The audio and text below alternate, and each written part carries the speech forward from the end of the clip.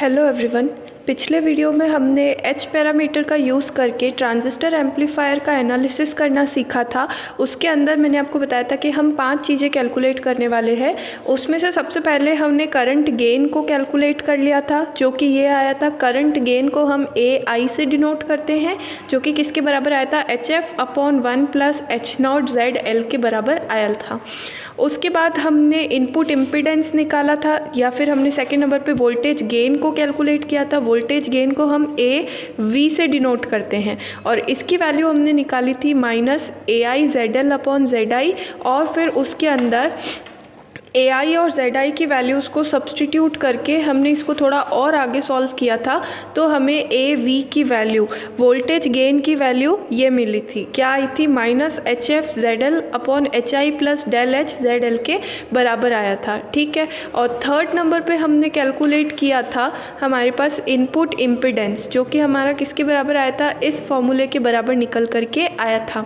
आज के वीडियो में हम इसका नेक्स्ट टॉपिक करेंगे, 4th वन, जो कि है हमारा आउटपुट इम्पीडेंस। 4th टॉपिक हम निकालेंगे आउटपुट इम्पीडेंस। आउटपुट इम्पीडेंस यानी कि निर्गम की प्रतिबाधा, यानी आउटपुट पर हमारी कितनी,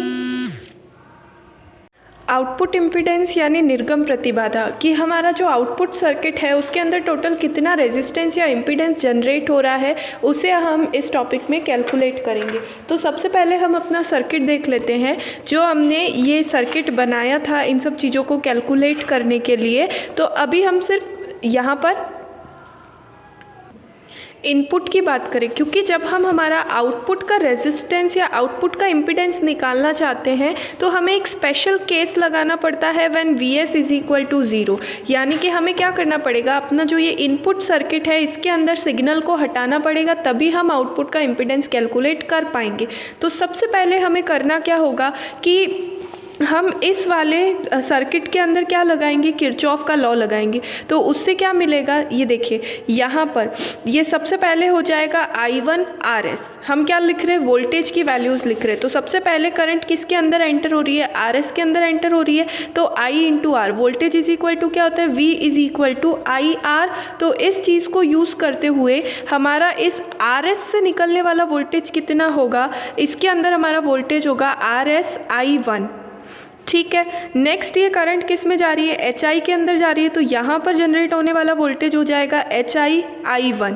ठीक है। और नेक्स्ट ये वोल्टेज, ये करंट नेक्स्ट यहाँ पर जा रही है, तो इसके रास्ते में जो फाइनल वोल्टेज आ रहा है वो कितना हो जाएगा, HRV2। और हम ये चीज़ पहले ही देख चुके हैं कि ये वोल्टेज की वैल्यू है, V1 की वैल्यू है। ठीक है। अब यहाँ से जाकर के ये जो इन तीनों का वोल्टेज होगा वो किसकी वजह से आ रहा है, VS की वजह से आ रहा है। तो होना ये चाहिए कि इन तीनों का वोल्टेज किरचॉफ के लॉ के अकॉर्डिंग VS के बराबर होना चाहिए। लेकिन हम यहाँ पर आउटपुट इम्पीडेंस को कैलकुलेट करना चाहते हैं, तो हम एक स्पेशल केस यूज़ करते हैं। इस केस के अंदर हमारा VS क्या हो जाएगा, 0 हो जाएगा। तो उससे हमें इक्वेशन मिलेगी RS I1 + HI I1 + HRV2 = 0। इस इक्वेशन को हम अभी एज इट इज़ लिख लेते हैं। हमें कैलकुलेट करना है आउटपुट का रेजिस्टेंस। रेजिस्टेंस क्या होता है, V/I। तो आउटपुट पर वोल्टेज कितना है हमारा, V2, और करंट कितना होता है हमारा, I2।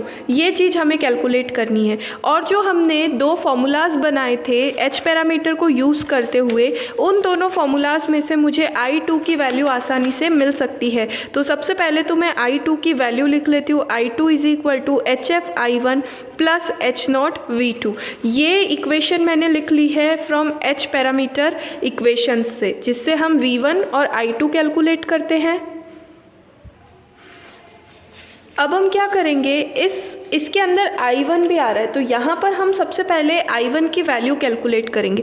जो ये हमने इक्वेशन बनाई है ना, इसको सॉल्व करेंगे और I1 की वैल्यू को कैलकुलेट करेंगे। तो यहाँ आप देखिए, इन दोनों टर्म्स में से मैं I1 को कॉमन निकाल सकती हूँ। तो जब मैं I1 को कॉमन निकाल लूँगी तो मुझे मिलेगा RS + HI + HRV2 = 0। तो इससे मुझे I1 की वैल्यू मिलेगी -HRV2/RS + HI। ये जो I1 की वैल्यू है, इस वैल्यू को मैं इस इक्वेशन के अंदर क्या कर सकती हूँ, सब्सटीट्यूट कर सकती हूँ। इसे मैं अपनी इक्वेशन नंबर 2 बना लेती हूँ। तो यहाँ पर मैं लिखूँगी from equation number 2 I2 will be equal to HF into minus HR(V2) upon RS plus HI। इतना हुआ और यहाँ बनेगा H0(V2). अब आप देख सकते हैं कि इन दोनों में से V2 को मैं क्या ले सकती हूँ, दोनों टर्म्स में से V2 को कॉमन ले सकती हूँ। तो अगर मैं V2 कॉमन निकाल लूँ तो ये बनेगा H0 प्लस, सॉरी यहाँ ये चीज़ माइनस में है तो minus HF HR upon RS plus HI। ये मैंने क्या निकाल ली, I2 की वैल्यू निकाल ली। अब इस I2 की वैल्यू को हम अपने मेन फार्मूला के अंदर क्या करेंगे, पुट करेंगे। मेन फार्मूला है हमारे पास Z0 is equal to V2 upon I2। V2 upon I2 की वैल्यू अप्लाई करेंगे यहाँ पर, तो हमें क्या मिलेगा, H0 minus HF HR upon RS plus HI।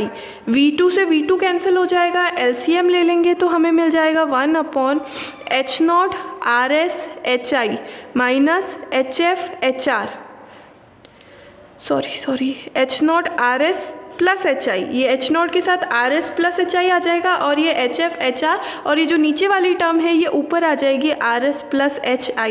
थोड़ा इसको और सॉल्व कर लेंगे, RS plus HI upon H0 RS plus H0 HI minus HF HR। अब ये चीज़ तो हमने कल ही देख लिया था लास्ट डेरिवेशन के अंदर कि इसे हम क्या कहते हैं, इसे हम कहते हैं डेल H। तो यहाँ से मुझे Z आउटपुट की वैल्यू मिलेगी RS plus HI upon H0 RS plus del H। ये मुझे किसकी वैल्यू मिल जाएगी, Z आउटपुट की वैल्यू मिल जाएगी।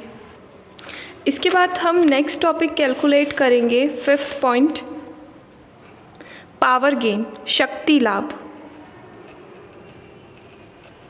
जिसे हम AP से डिनोट करेंगे। करंट गेन को AI से किया था, वोल्टेज गेन को AV से किया था और पावर गेन को हम AP से डिनोट करेंगे, यानी कि शक्ति लाभ। इसका फॉर्मूला होता है, पावर गेन जो होता है वो हमारा होता है निर्गत प्रत्यावर्ती शक्ति अपॉन निवेशी प्रत्यावर्ती शक्ति, यानी कि वही बात है यहाँ पर भी, output power upon input power. और किसकी बात करें हम, AC की, output AC power upon input AC power का जो रेशियो होता है वो बनता है हमारा AP या पावर गेन। इसे कैलकुलेट करने के लिए हमें क्या करना पड़ेगा, हम जानते हैं कि पावर का फॉर्मूला होता है P is equal to VI। तो आउटपुट में हो जाएगा V2I2 और इनपुट में हो जाएगा V1I1। अब V2 अपॉन V1 और I2 upon I1, V2 upon V1 किसके बराबर है, AV के बराबर है, और I2 अपॉन I1 किसके बराबर है, AI के बराबर है। तो सबसे पहले तो इन तीनों में क्या रिलेशन है, AP is equal to AV into AI।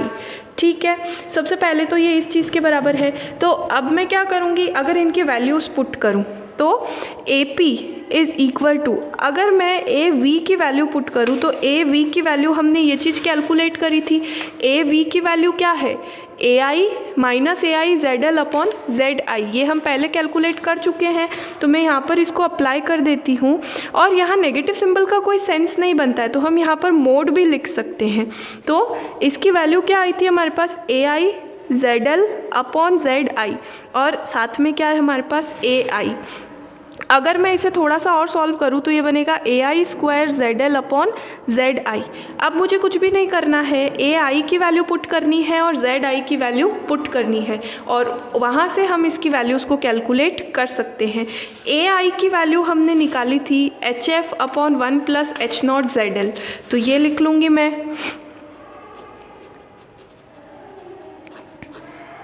ZL होता है हमारा लोड रेजिस्टेंस और ZI की वैल्यू यानी इनपुट इम्पीडेंस की वैल्यू हमने ये चीज़ निकाली थी, तो ये वैल्यू भी मैं वहाँ सब्सटीट्यूट कर दूँगी।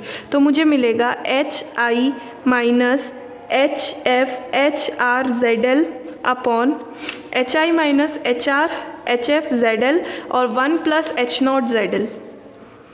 बस अब हमें इसको LCM लेकर के सॉल्व करना है और हमारी वैल्यू आ जाएगी। तो इसको मैं सबसे पहले कर लेती हूँ, HF square 1 plus H0 ZL का स्क्वायर, यहाँ हो जाएगा ZL upon HI 1 plus H0 ZL minus H F H R Z L upon 1 plus H not Z L. यहाँ से ये एक बार कैंसिल हो जाएगा तो मुझे मिलेगा Z L H F square upon 1 plus H not Z L. यहाँ हो जाएगा, यहाँ पर ये एच आई इससे मल्टीप्लाई हो जाएगा तो H I plus H I H not Z L minus H F H R Z L.